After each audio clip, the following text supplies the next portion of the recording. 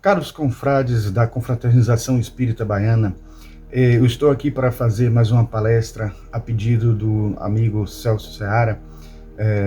Nesse caso aqui, é a primeira que estamos fazendo nesse modo virtual, né? Sobre a arte da oração.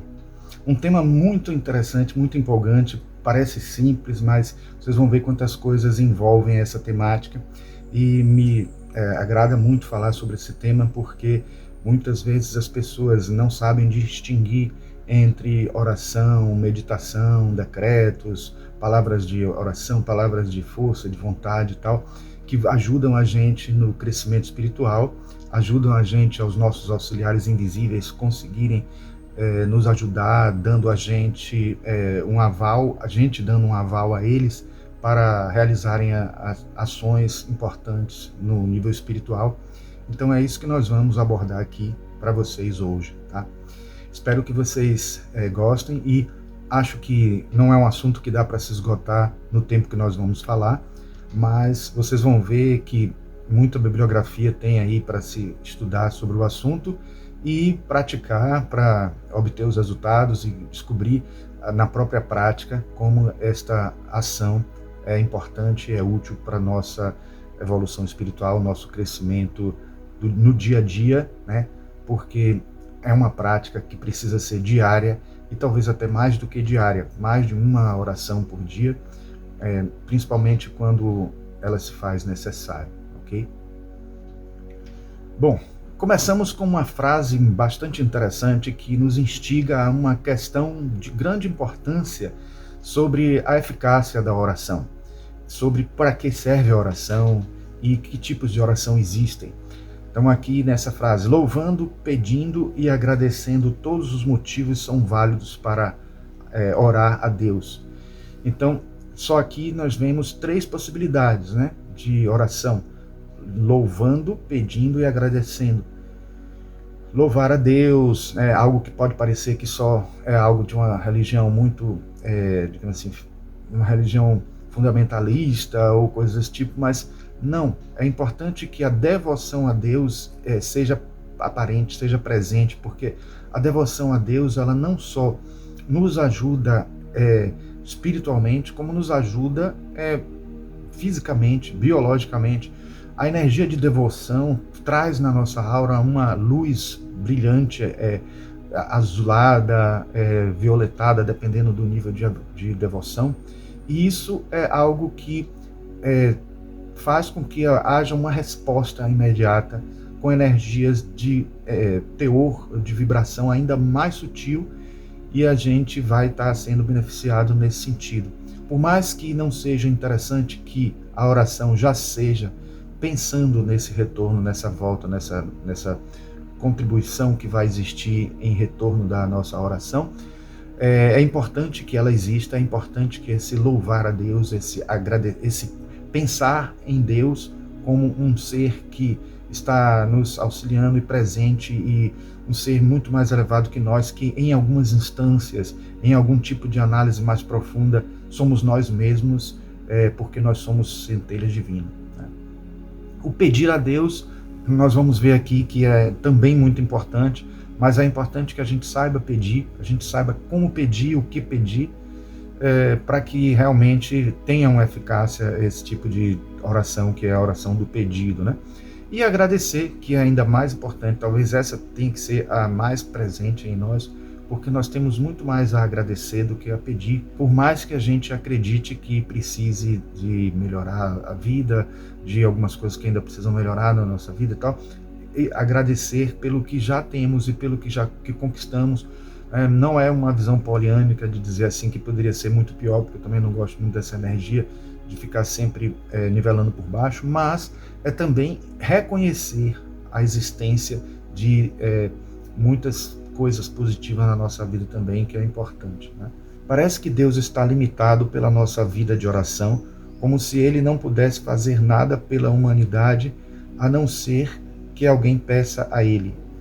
Isso é uma reflexão do livro Arte da Oração, que tem o título dessa palestra, né, de John Wesley, né, que foi citado por Kenneth Hagin, que é o autor deste livro. Bom, Esta colocação eu acho super importante, sempre me veio à cabeça essa dúvida, né? Por que nós pedimos a Deus se Deus sabe do que nós precisamos e sabe que o que os outros precisam? Se a gente pede em oração por alguém, a pergunta é, a gente está pedindo para que Deus lembre daquela pessoa ou a gente não sabe que Deus é onisciente, é onipotente, capaz de fazer muito mais do que nós?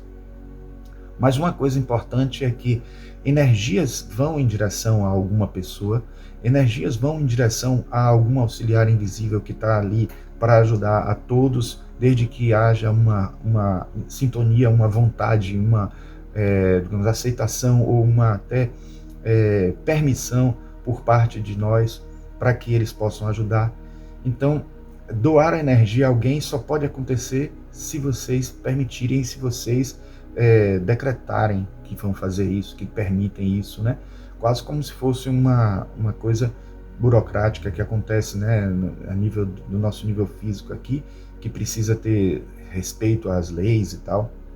Imagine que se aqui a gente busca respeitar leis através de punições ou de determinadas sanções e tal, na vida espiritual existe isso ainda muito mais organizado, porque acontece através de energias e através de seres muito mais evoluídos que nós, que sabem determinar o teor exato do que nós fazemos, do que nós precisamos fazer, do que nós deixamos de fazer, do que nosso karma pede que façamos e que o nosso karma pede que haja como retorno para nós alguma coisa. Então, tudo isso está presente em função da nossa fala, da nossa colocação, da nossa atitude, da nossa vontade. Pode não ser em palavras, mas pode ser em pensamentos, mas desejar algo a alguém é permitir que a nossa energia possa fluir em direção a essa pessoa.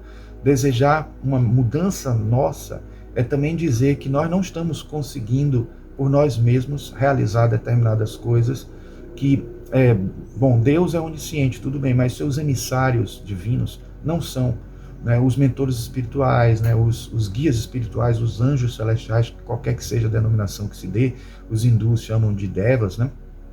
E essas denominações não importam, porque o que importa é que são seres espirituais que estão querendo ajudar a humanidade, tem essa função, e eles precisam que a gente permita, que a gente diga, nós estamos precisando, porque caso não esteja precisando e a pessoa não defina isso, não diga isso claramente, ela vai tentar realizar por si mesma, e isso faz parte da experiência, é um tipo de experiência, aquela que a gente tenta fazer com o nosso próprio esforço, sem nenhuma ajuda, e a que é feita com ajuda. Nenhuma tem mérito maior que a outra, mas todas são processos de experimentação na Terra. Então é preciso que a gente seja bem claro em relação a isso. Comecei a examinar a Bíblia para descobrir porque se Deus quer fazer alguma coisa pela humanidade, Ele não pode fazê-la a não ser que alguém lhe peça. Encontrei a resposta através do estudo da Palavra de Deus. É exatamente isso que eu acabei de dizer a vocês. Se a gente determina, se a gente diz, se a gente afirma com nossas palavras que nós precisamos ou que nós queremos ajudar alguém energeticamente, porque a nível material a gente somente decide e faz, né? Tem condições de atuar, mas energeticamente depende também de ajuda de outros, porque a gente não tem uma consciência plena de tudo que acontece nesse nível sutil, nos níveis mais elevados, né? E aí partimos para esse trecho que fala dos tipos de oração. São 9 colocados aqui pelo Kenneth Hagin, que eu acho bem interessante, também que vocês podem conseguir até na internet esse livro, porque não é difícil encontrar em PDF. Ele começa falando sobre a oração de fé, a oração de petição, a oração para transformar as coisas. Vem de Mateus capítulo 21, versículo 22 e de Marcos capítulo 11, versículo 24.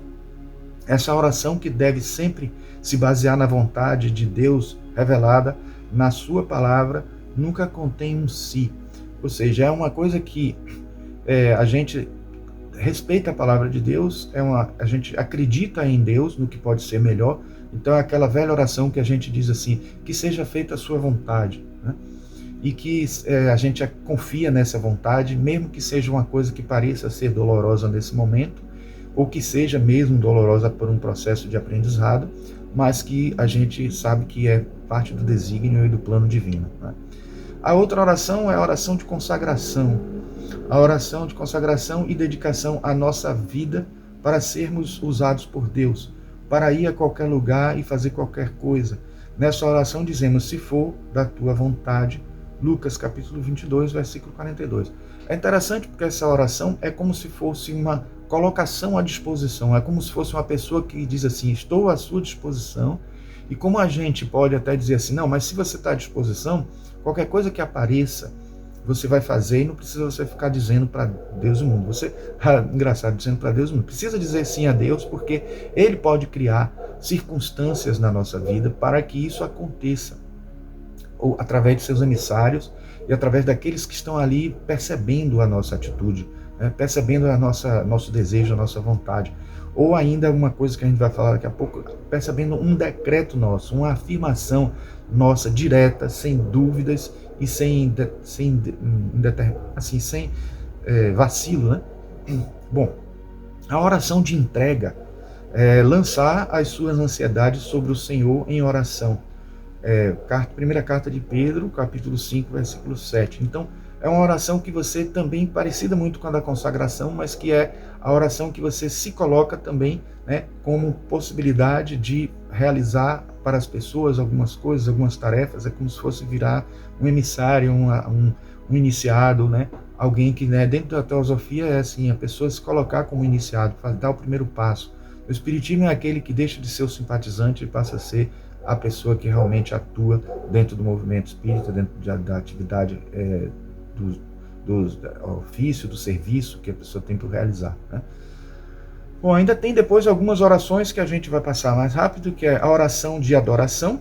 Eu digo passar mais rápido porque pelo próprio termo já dá para entender, né? Aquela que mostra a sua devoção, a adoração a Deus, né? A Lucas capítulo 24, versículos 52 e 53, Atos dos Apóstolos, capítulo 13, versículos de 1 a 4. A oração de concordância, Mateus, versículo 18, capítulos de 18 a 20, é que concorda com as coisas que acontecem consigo mesmo. Não tem como não concordar, né? Porque, afinal de contas, é demonstrar a fé, né? E também a aceitação, né? A oração do Espírito, no Espírito, que é orar em línguas, né? Primeira carta a Coríntios, capítulo 14, versículo 14 a 15, considerar a linguagem que nós estamos usando para essa oração e a linguagem até da comunicação, que nem sempre verbalmente é possível se conseguir com muita eficiência. Às vezes a gente fala uma palavra e quer dizer outra, às vezes não está conseguindo se expressar muito bem. Falar por coração, em espírito, é muito importante.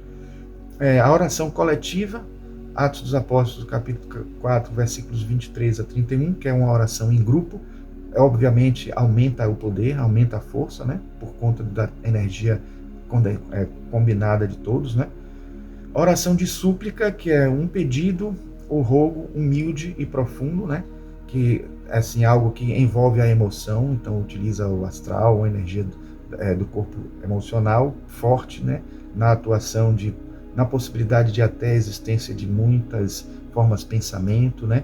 Que vão se dirigir à pessoa ou a si mesmo, se for algo pedindo para si próprio. A oração pode parecer até que a oração de súplica é a mesma coisa da oração de pedido, mas é porque entra aqui o fator emocional muito forte, né? A oração intercessória, que é a intercessão e a oração para deter o juízo, ou seja, alguém que está sofrendo karmicamente por alguma coisa e você, claro que você não vai tirar o karma da pessoa, mas você vai tentar interceder no sentido de ajudar nessa energia de transformação, nessa energia de queima de karma, nessa energia de sofrimento por conta de algo que alguém fez. Então, é um pedido, sim, é uma súplica, sim, mas é muito específica, porque é por alguém e por uma situação nesse sentido, né, kármica, de sofrimento de alguém. O nosso conhecido médium Divaldo Franco, nesse livro Impermanência e Imortalidade, ele traz uma definição interessante de oração, uma fala sobre oração, que é a seguinte: a oração real consiste em abrir-se a boca da alma a fim de expressar-se o que as palavras não conseguem traduzir, mas que os sentimentos falam de maneira incomum, utilizando a linguagem incomum, utilizando a linguagem do amor. Na verdade, é importante a gente ter um cuidado com o que a gente fala, né? E essa energia da palavra é muito importante. Então, talvez ele até precisasse de ouvir essa mensagem hoje, por conta das coisas que ele andou falando recentemente, mas é importante também que a gente entenda que a oração é uma oração que depende das palavras, da energia que nós colocamos, da energia que empreendemos no processo de espiritual de crescimento, e por isso que também é importante que a gente meça muito, pense muito no que vai falar, por mais que a gente saiba, como eu disse nesse instante, que mais importante é o que a gente tem no coração e o que vai ser transmitido, mas quando se trata, por exemplo, de uma oração em público, quando se trata de uma fala para as outras pessoas, a gente tem que ter cuidado, porque as outras pessoas também alimentam mentalmente aquilo que está sendo transmitido e produz imagens importantes a partir daquilo que se transmite para as outras pessoas, e essa imagem coletiva é de grande importância para o que vai acontecer posteriormente. A oração é um recurso pedagógico que não pode ser desprezado, mas desde que desprovido da conotação sobrenatural, mística ou supersticiosa. É uma fala de Ney Lobo. Então, é importante também que a gente entenda que existe uma função pedagógica, né? Os pais ensinarem os filhos a orarem, a meditarem, a pensarem o bem para os outros, terem essa atitude o tempo inteiro é de grande importância. E isso é o processo também de transmissão, de evolução, de amplitude, de ampliação de tudo aquilo que a gente sabe, de que a gente precisa passar para os outros, né? Não só os filhos, mas as outras pessoas que vão continuar a sua tarefa. Falar de experiências de oração que aconteceram conosco, de como elas tiveram resultados. Os cientistas tentam detectar os resultados, mas é difícil, porque quando se fala em, por exemplo, oração por uma pessoa que está doente e essa pessoa se recupera, é difícil dizer onde está exatamente o ponto que ajudou a recuperação da pessoa, se foi a própria atitude energética da pessoa em processo de cura, se foi a eficiência dos médicos, se foi o merecimento, e a oração como entra nesse conjunto de coisas, né? É difícil confirmar, é difícil ter informações suficientes para comprovar cientificamente, mas a gente sabe muito bem, dentro de uma visão espiritual, dentro de uma informação de espíritos, entre informações espirituais também de videntes, que percebem como a oração traz uma aura fantástica.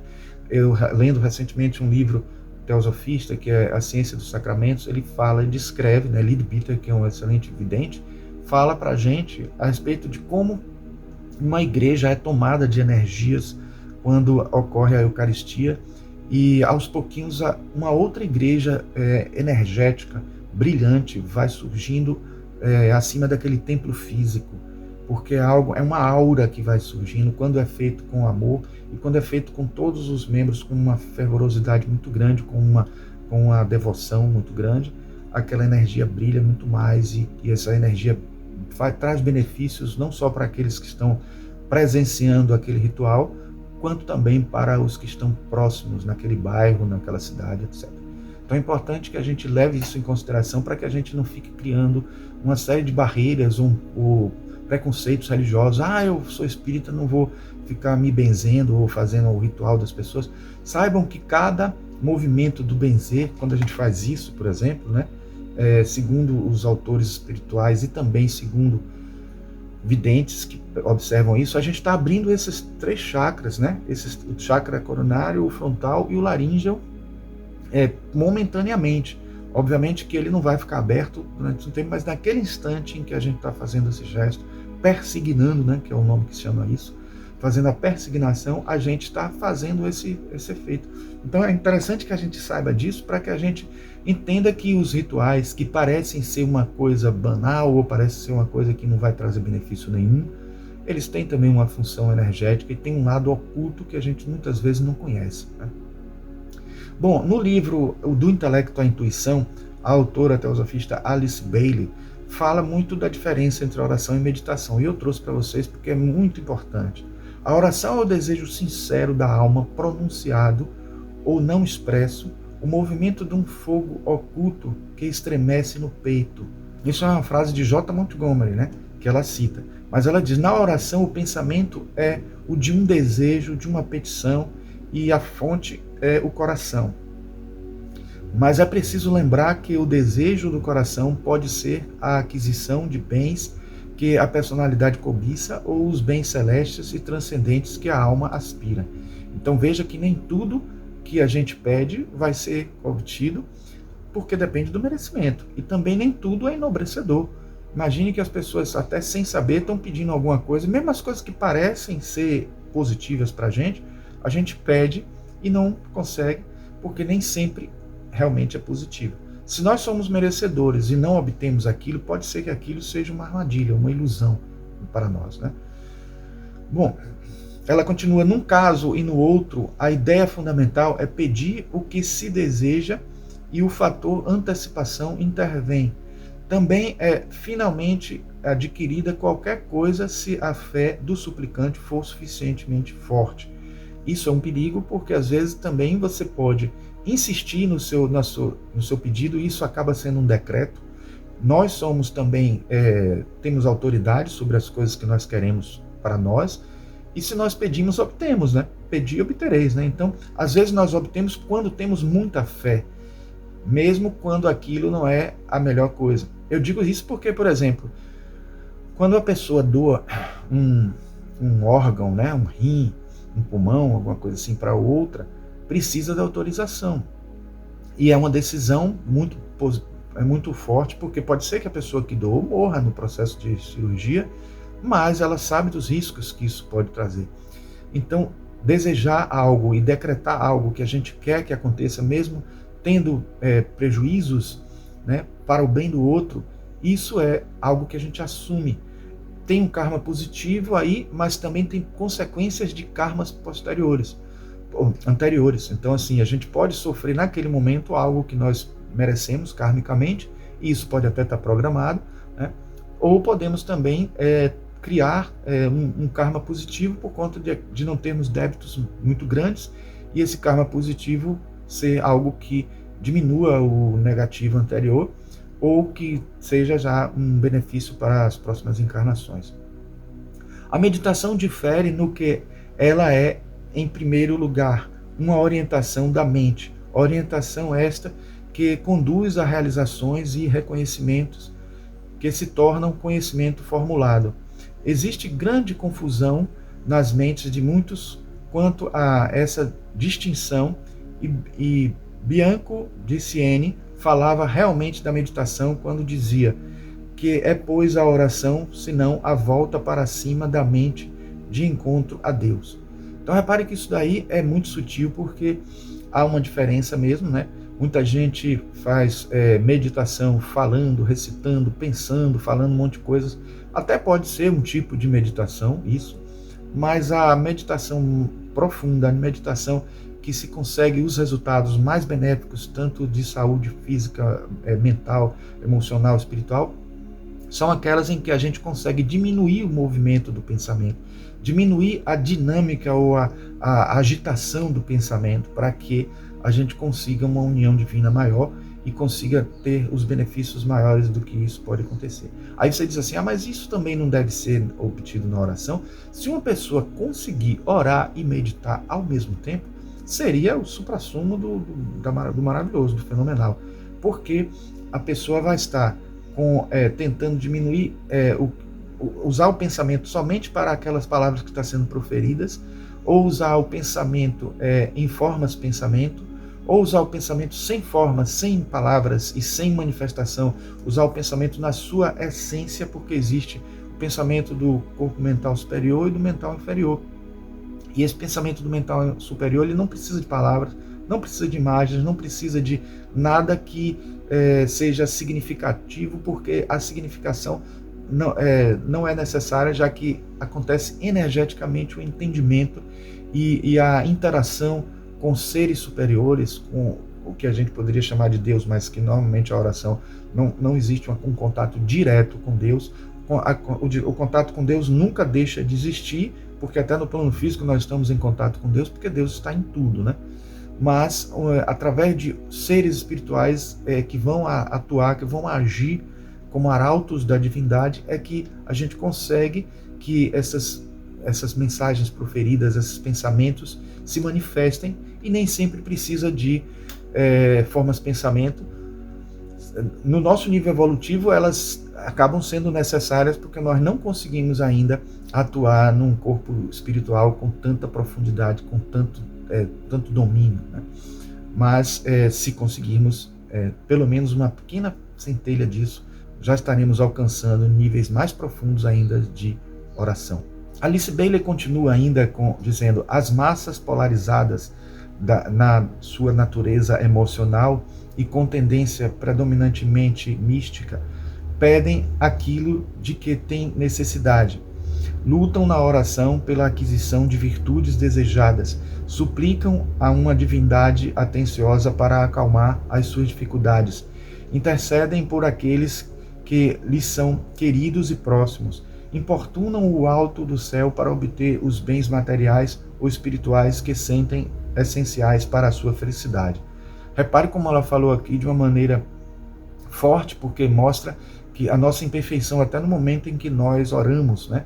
Nós podemos até estar autênticos nessa atitude, sabendo o que precisamos, sabendo o que a gente quer, mesmo que às vezes pareça ser algo positivo, como eu disse nesse instante, mas a gente, vamos supor que tenha essa possibilidade de distinguir o que é melhor para nós. A gente, quando faz isso, tem que saber fazer, tem que saber como pedir, né? E o momento certo, e saber que palavras utilizar e como fazer isso, porque a gente sabe que também a gente vai até às vezes perdendo o nosso tempo agindo de determinada forma exagerada e não sabendo como lidar com isso, né? É um pouco assim, as pessoas que pedem algo a gente e toda hora ficam ligando pedindo,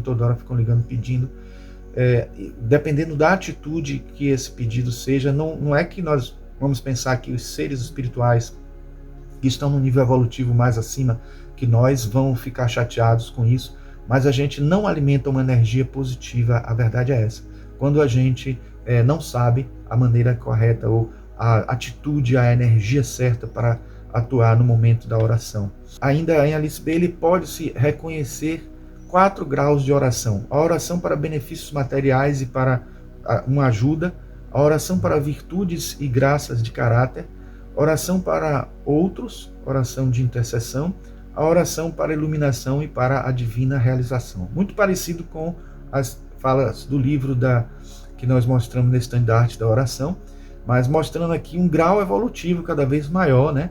E que culmina com o momento em que a gente faz uma oração para a nossa iluminação, para a iluminação divina, entendendo que aí nesse caso nós já estamos num nível de coletividade que não distinguimos o eu do todo, né? O eu da totalidade, o eu das outras pessoas, porque se já passamos pela oração para os outros, porque a oração para nós mesmos seria mais evoluída? É porque esse nós mesmos não somos nós, seres pessoais, já é uma visão transpessoal, uma visão, como Jung chamava, impessoal, e como os psicólogos da psicologia transpessoal falam, um lado transpessoal da gente, acima da personalidade, é a alma, a individualidade espiritual da gente, que não é tão individual assim, está conectada com todos os outros. É o que Jung chama de inconsciente coletivo, self, etc., num nível mais profundo desse inconsciente coletivo.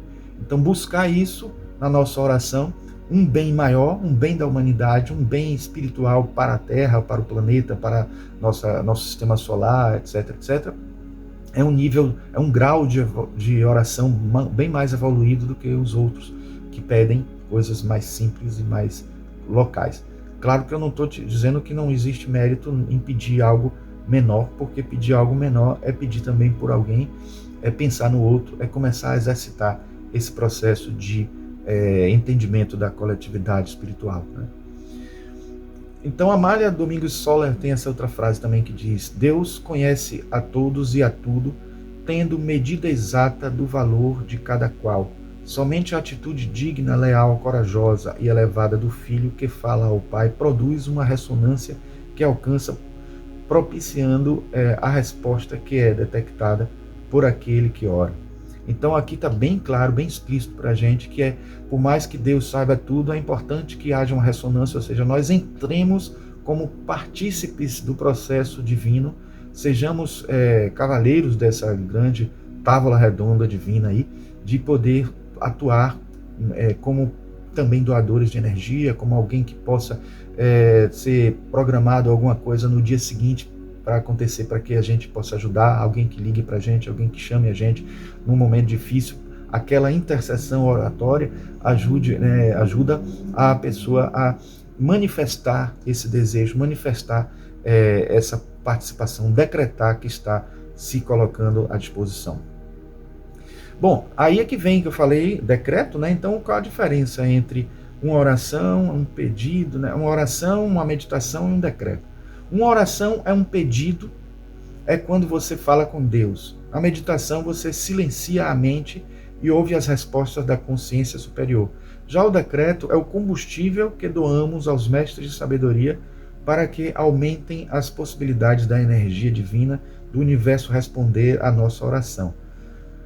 Esse decreto não é só necessariamente aqueles que nós vemos o pessoal da chama violeta falar de eu sou isso, eu sou aquilo. É também isso, mas eu sou, quando você fala eu sou, você está afirmando, você está dizendo sem passar por nada, né? Lembram do penso logo existo, né? Determinando que o pensamento é como se fosse algo que determine a sua existência, mas a sua essência é que determina isso. Então, o que você é que determina isso. Então, quando eu digo eu sou, eu estou dizendo algo afirmando que eu sou aquilo e de alguma maneira alimentando essa energia para mim mesmo, né? Mas não são só esses os decretos. Eu não disse isso criticando, obviamente, mas os decretos que eu costumo utilizar são aqueles que nascem do nosso próprio coração. Aqueles que buscam assim uma afirmação pessoal, espiritual, do que nós queremos que aconteça, do que nós desejamos, ainda que isso possa trazer algum prejuízo para nós, ou ainda que a gente possa estar errado, equivocado, e nessa hora que seja feita a vontade divina ou de um ser espiritual que saiba mais do que está acontecendo do que nós mesmos, né? Bom, existem vários estilos de oração, eu vou passar rapidamente aqui nesses 7, né? E dependendo da nossa crença pode ter um tipo de oração diferente, né? Falamos de estilos lá também acima de outro autor, mas esse aqui é um que nós organizamos em função das situações de relação da nossa com Deus. Então uma oração onipotente, onisciente é uma que realmente pede a Deus porque só Ele pode conseguir alguma coisa, esquecendo que Ele disse que nós somos deuses, né? Em várias passagens a gente tem a afirmação de que nós somos deuses também e que podemos ser co-participantes dessa criação do universo, e também nesse caso não é só Ele que permite fazer tudo isso. Um Deus legislador faz a gente pensar que tudo tem que ser muito tão burocrático, né? E considerar que assim Deus é só lei, e a gente já tem falado muito que não dá para pensar em Deus somente como lei, porque se torna algo que a gente não, assim, algo muito mecanicista, né? Algo muito ainda materialista, né? Ou até fisicalista, como muitos estão chamando hoje os materialistas, que explicam tudo através da física, né? Então, assim, Deus legislador é aquele que a gente precisa realmente fazer um pedido formal, muito formal, e não algo que venha do coração. Existe também do Deus milagroso, aquela pessoa que faz oração pensando que algo milagroso vai acontecer da noite para o dia, sem merecimento, não vai existir um benefício positivo e significativo e perceptível, e milagroso não vai acontecer nunca, porque esses milagres eles não acontecem de uma maneira mágica. Na verdade, milagre é uma forma de a gente entender algo que acontece na natureza e que a gente desconhece. Então, Deus tem poder de transformar, de mudar alguma coisa, até que a lei física não admita, não entenda? Pode. Mas ele faz isso? Não, porque as leis físicas são perfeitas para que as coisas possam ser atendidas, né? Daí a existência de probabilidades. Muita gente diz assim, a probabilidade disso acontecer é mínima, mas acontece. Então, tem sempre essa possibilidade. Então, eu sempre gosto de dizer que a probabilidade é um modo de Deus se esconder nos fenômenos da ciência, nos fenômenos da física, da química, etc. Bom, então existe também o Deus educador e a oração que funciona como educação, De que maneira? Eu disse nesse instante que você pode educar o outro como a forma de orar, que deve orar, etc. Mas a gente se educa também na oração. Quando a gente se põe em oração, a nossa aura se transforma e a gente se coloca numa posição mais humilde. E às vezes a gente até reconhece algo que não está muito bem. Muitos terapeutas falam que em sonho, né, a gente descobre muitas coisas que o inconsciente mostra pra gente, que a gente precisa melhorar, né? Mas muitas vezes em oração também a gente consegue isso, porque a gente se coloca numa energia, numa vibração muito mais sutil, e às vezes cai a ficha, né? Faz a gente perceber algo e acaba a oração sendo algo educadora. E se a gente for uma oração lida também, pode ser algo que a gente está estudando, né? Aquelas preces que tem no livro de Allan Kardec, no final, as preces espíritas, são importantes para também a gente perceber quais atitudes a gente pode ter dentro da nossa postura, né, da nossa conduta espiritual. A oração imanente é aquela que fala de dentro para fora, né? É bem do coração, é aquela coisa que, né, independe da linguagem, da fala, que eu falei nesse instante, e também a transcendente, que é sutil, que é de fora, e que mesmo não sendo uma lei, mas sendo algo que atua de fora para não sendo uma lei apenas, né? Porque Deus tem as leis atuantes. As leis, gente, não podem ser Deus, porque a gente até tem o depoimento das experiências, o depoimento e as experiências de Rupert Sheldrake mostrando como as leis, por mais universais que pareçam ser, elas estão em evolução também. Então todas as leis, até a lei do karma, que a gente fala tanto, né, a lei do amor, estão em processo de evolução, porque a gente sempre está tendendo para evoluir, sempre. Então, os seres mais evoluídos que atuam sobre nós estão em evolução. O único que não está é o Deus absoluto, aquele que é, o nome já está dizendo absoluto. Tudo que é relativo tem níveis de relatividade cada vez maiores, quanto mais denso e menos evoluído, mas todos que estão classificados como relativos, seres relativos, estão em processo de evolução. E a legislação, a lei criada por esses seres, atuada, né, diretamente por esses seres, ou manifestada por esses seres, elas também estão em evolução. Bom, e por último, essa aqui, um nome estranho aí, né, enoteísta, que seria essa visão de uma oração enoteísta. Eu cheguei à conclusão através de meus estudos, uma coisa que tem pouco tempo que eu concluí, né, é que não existe politeísmo. Todas as religiões chamadas politeístas, elas são enoteístas, na verdade. Tem um Deus supremo e outros deuses menores. Então entender isso é entender que nós estamos pedindo a Deus e estamos com emissários de Deus atuando em níveis cada vez mais sutis, né? É uma hierarquia angélica, uma hierarquia de anjos, hierarquia de seres celestiais, como no Espiritismo dizem, os engenheiros siderais. Eu prefiro sempre chamar de arquitetos siderais, porque eu sou arquiteto, então eu puxo a brasa para minha sardinha, mas também tem essa terminologia de arquitetos siderais, são anjos da guarda, que também são chamados no Espiritismo, mentores espirituais, em níveis cada vez mais evoluídos, que nem sempre são seres que desencarnaram, são seres que têm essa função de nos ajudar os homens, porque é parte do processo evolutivo deles, e essa visão enoteísta de algumas culturas pode ser entendida como uma possível verdade também por todos nós, considerando que existe um ser supremo e outros seres menores. Isso está no arquétipo, né, do Deus, né, dos deuses, né, da mitologia, está presente, né, no inconsciente coletivo da gente, porque várias culturas falaram dessa situação, de várias entidades que atuavam, né, para ajudar a criação, ajudar a manutenção do universo e até a destruição de algumas coisas que não são positivas energeticamente, destruição entendendo como transformação, porque tudo que se destrói em um ponto se reconstrói em outro, num processo de conservação da energia em todos os níveis, dos mais densos aos mais sutis. Essa lei da conservação de energia existe.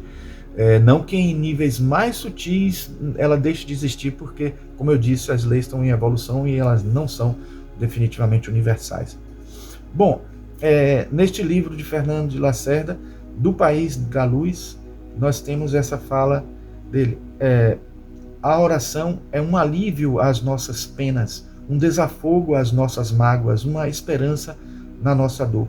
Então, realmente, é isso que faz, porque, na pior das hipóteses, se a gente não conseguir tudo que a gente está pedindo, se a gente agradecer e louvar, mas pedir e não conseguir nada do que a gente pediu, na pior das hipóteses, aquela energia que a gente produz na oração vai trazer um benefício para a gente. E se ela for transmitida para outra pessoa, como vocês estão vendo aqui, nessa imagem que eu usei numa palestra, que eu falei sobre telepatia e cura mental, bem no período da pandemia em que nós precisávamos fazer isso para com os amigos, com as pessoas que estavam sofrendo do Covid-19 e tal, e é algo que a gente pode fazer e muito. Então aqui tem uma fala de Leadbeater que diz assim, que divide os tipos de transmissão, né, de telepatia: transmissão de pensamentos que promovem a eliminação da doença pela própria mente do paciente, você alimentando o paciente com as suas próprias energias para que ele se recupere, tentando um método mais natural. A transmissão de vibrações que visam o restabelecimento da harmonia do paciente, que também é uma outra forma de você gerar uma energia na própria aura do paciente, não necessariamente fazendo o organismo lutar pela vida, mas fazendo uma energia ajudar a esse organismo conseguir isso, né? É sutil a diferença, mas existe. A transmissão de imagens que atuam especificamente sobre as áreas do organismo que precisam de energia vital para se recuperar. Então você criar uma imagem, uma forma de pensamento que ajude aquele órgão. Então alguns operadores se esforçam para dirigirem sua corrente mental a determinada parte do corpo com pouca vitalidade, né? Então uma forma de pensamento específica que a cor pode ajudar, a forma em si também, e a emoção e o pensamento bem disciplinado, direcionado, vai ser útil também. E imaginação à distância dos órgãos debilitados já em estado são. Também sutil entre o 3 e o 4, porque nesse caso não é uma imagem energética e uma forma de pensamento que vai ajudar a recuperação do órgão, mas a imagem do próprio órgão restabelecido. Isso para os médicos é perfeito, porque eles sabem até o que precisa. Eu estou vendo uma série agora que eu aconselho vocês, é uma série de bruxa, né, mas também com sensacionalismo, mas uma série Mayfair Witches, que terminou agora a primeira temporada, que ela vem de uma linhagem de bruxas e ela, sem querer, ela acabava causando danos às pessoas, porque ela mentalizava uma parte cerebral da pessoa, e aí aparecia bem assim esse trecho do cérebro causando uma pane, algum problema, até que ela começou a controlar e sendo médica, ela poderia até atuar diretamente sobre um determinado ponto. Então isso é um perigo, né? Óbvio, porque você, em vez de ajudar, você pode estar prejudicando a saúde de uma pessoa. Mas nesse caso aqui, a energia é positiva e a orientação de seres espirituais para que a energia seja bem utilizada é muito importante. E aqui o Charles Webster Leadbeater, esse CWL quer dizer isso, né? Ele diz: a ideia aqui é que a força do pensamento moldará a matéria etérica e ajudará a natureza a construir novos tecidos muito mais rapidamente do que seria possível sem ajuda. Nós somos constituídos de matéria que está em constante transformação. Dizem que de 7 em 7 minutos nós não temos quase nenhum dos átomos da mesma forma e se renovam esses átomos todos. E a gente tem assim, às vezes, átomos que vêm de regiões longínquas, a anos-luz de distância da gente. Veja que coisa interessante. Então, nosso organismo, né, a homeopatia fala muito disso, porque muita gente pensa assim, um órgão já debilitado com homeopatia pode ser recuperado? Claro que pode, porque tem um limite, mas pode sim, porque nós somos moldados por um corpo energético mais sutil, um modelo organizador biológico, né, como Hernani Guimarães Andrade chamava, e o corpo astral, como a teosofia fala, o perispírito, como nós espíritas falamos. Então é importante que a gente entenda que esse molde precisa estar num nível evolutivo maior, uma energia bem de vibração maior, para que a gente interfira no corpo, e o corpo também está em renovação das suas energias e das suas partículas, e isso pode ser algo que se transforme mesmo de uma maneira bem radical. Então é muito importante que os médicos, por mais que a sua medicina mostre explicações materiais para tudo que acontece, a gente sabe de muitos médicos que também entendem que existe uma contraparte espiritual né, uma contraparte energética que vai ajudar, e que a oração também vai ser muito positiva no auxílio das pessoas, principalmente se essa oração é feita dentro da área em que a pessoa está atuando, está precisando da ajuda dentro do hospital, criando ali campos morfogenéticos favoráveis, auras favoráveis, e produzir benefícios. A atitude que nós temos, portanto, conosco mesmo, nos ajuda a nos defender, né? A criar anticorpos energéticos, anticorpos espirituais que a nossa aura produz, para que a gente tenha uma autodefesa psíquica muito forte e nos proteja também de todos os males, né? Todos os males não, porque a gente tem que entender que não existe uma monossolução para tudo, né? Então, a gente tem só que entender que a gente tem que nós precisamos nos colocar em postura de oração para que o benefício aconteça. No livro também Telepatia e Cura Mental, escrito em 1926, viu, gente? Temos essa frase: os curadores mentais estão muito certos em sua afirmação de que muitas enfermidades procedem da falta de harmonia, e é principalmente da falta de harmonia entre as partículas etéricas e físicas em alguma parte do corpo, mais frequentemente no cérebro.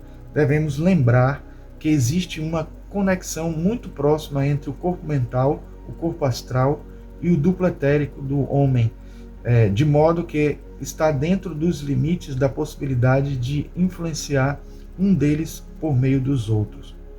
Então, é por isso que a atitude mental interfere na emocional, a atitude emocional interfere nas nossas sensibilidades, e essas sensibilidades atuam no nosso corpo, porque é uma atuação que vem do corpo mental, passando pelo perispírito ou pelo corpo astral, passando pelo duplo etérico e chegando até o corpo físico.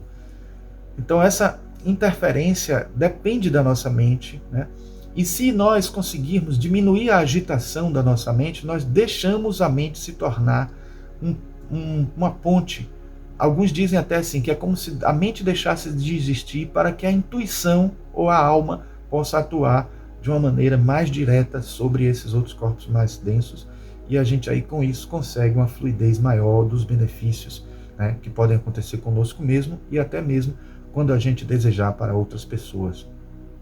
A sintonia e a empatia reforçam a oração. Óbvio que quanto mais você sintoniza com a pessoa, então os parentes próximos, os pais e as mães, os filhos e as mães, os filhos e os pais, são pessoas importantíssimas para essa oração ser mais eficaz, né? O nome das pessoas é importante, porque a gente faz com que as entidades saibam a quem está sendo direcionada aquela oração, e ajuda, né, aqueles que, mesmo não estando em níveis mais elevados, mais sutis, possam atuar também como avatares ou como arautos do processo de emissão de energia, de ajuda às outras pessoas. Porque, gente, é uma complexidade incrível. Parece coisa simples, mas a realidade é mais complexa que a ficção, já dizia Stephen Hawking. Então, no mundo espiritual também existe uma complexidade incrível de atuação de seres espirituais para proteger a gente e fazer com que a gente, as besteiras que a gente faz aqui na Terra não sejam tão prejudiciais assim. Temos ainda na telepatia e cura mental essa fala, uma forma superior de cura, né? Existe outro método conectado com o grande princípio de cura na natureza, com uma poderosa força vital de algum nível muito superior, que sob certas circunstâncias e por um tempo limitado, pode ser lançada sobre um homem sem nem sequer se dar conta dela. Então, se uma pessoa está no leito de morte ou precisando de ajuda, mesmo que não esteja morrendo e tal, esta energia acaba fluindo mais. Até pessoas mais duras, no momento que estão perto de morrer, ou quando estão com uma doença que parece ser fatal, eles se tornam mais receptivos, né? Quantas pessoas procuram centros espíritas ou procuram, digamos, curas espirituais ou práticas integrativas que não costumavam utilizar porque não acreditavam e passaram a usar, passaram a acreditar depois porque a cura veio através dessas práticas. Então, isso acontece também. Então, acaba sendo, às vezes, uma forma de fazer as pessoas superarem determinados preconceitos, né? E as pessoas que estão predispostas, elas recebem de qualquer maneira. Quando a pessoa acredita, a eficácia é maior para receber algum benefício através de oração. Mas quando não acredita, também ele acontece de alguma forma, acontece e, sabe, água mole em pedra dura, tanto bate até que fura. Então as pessoas acabam recebendo tanta energia, né? E é importante a determinação e a insistência da pessoa que está querendo ajudar. Bom, em Imagens que Curam, o Gerald Epstein coloca o seguinte: veja como sua doença se parece e desenhe. Não se preocupe se o que vê parece ridículo, desenhe. Depois disso, no mesmo papel, destrua, aprisione ou contenha sua doença de alguma forma, da melhor maneira que conseguir representar, e então use o desenho com a intenção de combater o seu problema e liquidá-lo. Isso é uma técnica interessante, utilizada por esse médico, para alguns pacientes, e que funcionou bastante, dependendo da fervorosidade da devoção. Então, é interessante ele, como médico, colocar isso e mostrar as experiências dele, utilizando aquela técnica que eu falei nesse instante, de criar a imagem, né? Não só imagens, formas de pensamento que possam, numa meditação ou numa oração, fazer com que vocês visualizem um órgão já está restabelecido, ou imaginar o próprio órgão e desenhar e fazer, mesmo que o desenho não seja preciso, como está dito aí, né? E aí ele resume, recapitula, dizendo assim: recapitulando, o sistema funciona para externar o que é interno, então é como se você manifestasse o problema e não fugisse dele e às vezes criando mais problema para poder os mecanismos de cura, de autocura que você tenha não funcionarem. Remodelar o que foi externado, né? Já você criar a imagem de modificações daquela forma, usar o exterior para lembrar o interior de seu objetivo. Então, acaba sendo só um pequeno gatilhozinho, né? Um amuletozinho para a nossa transformação que vai acontecer internamente. É importante também lembrar que a determinação, a insistência, a disciplina e a persistência, né, da oração é que vai fazer que o benefício aconteça. Eu disse nesse instante que as pessoas que não acreditam muito precisam disso, né? Dessa insistência nossa para que a energia possa chegar. E no livro Mecanismo da Mediunidade, que Chico Xavier e Valdo Vieira utilizavam aí, né? Através do André Luiz. O André Luiz falava de vários mecanismos usando a física, a eletricidade, etc. Ele, por exemplo, a gente pode fazer uma analogia, se tiver um tubo ligando você à pessoa, se você for colocando bolinhas, até a bolinha chegar ao último, a saída do tubo, você precisa insistir, não é só tempo de oração, mas insistência, reincidência e concentração nesse objetivo, né? Vai fazer com que a gente consiga o efeito da oração, né, acontecer e ter um resultado, exceto se for algo que não seja tão benéfico assim para a pessoa acontecer. Então, desejar a pessoa criando imagens, né, de que a pessoa está restabelecida com saúde, e desejar isso à pessoa quando ela está com algum problema, isso é de fundamental importância e a persistência disso vai ajudar muito.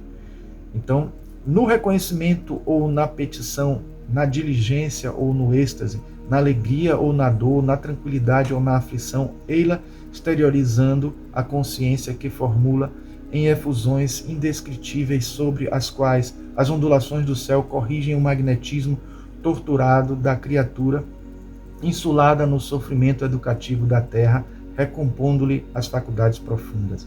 E adiante, a mente centralizada na oração pode ser comparada a uma flor estelar aberta ante o infinito, absorvendo-lhe o orvalho nutriente de vida e luz. É a imagem que a gente quer que fique para vocês, né? Essa possibilidade de a gente orar e ter uma manifestação de beleza, de resultados energéticos tão belos quanto, por exemplo, esta flor estelar que está presente aí. Bom, finalizando, uma frase de Ivone Pereira, de Nas Voragens do Pecado, diz: é sempre certo que a prece, por singela e pequenina que se irradie de um coração sincero, adquire potências grandiosas, capazes de espraiarem pelo infinito até alcançar o seio amantíssimo do Eterno. Então, pessoal, Era isso que eu queria trazer para vocês de mensagem sobre esse tema tão interessante, tão importante. Espero que tenha sido útil para vocês. Muita paz para todos e até um outro momento, né, em uma outra palestra. Um grande abraço.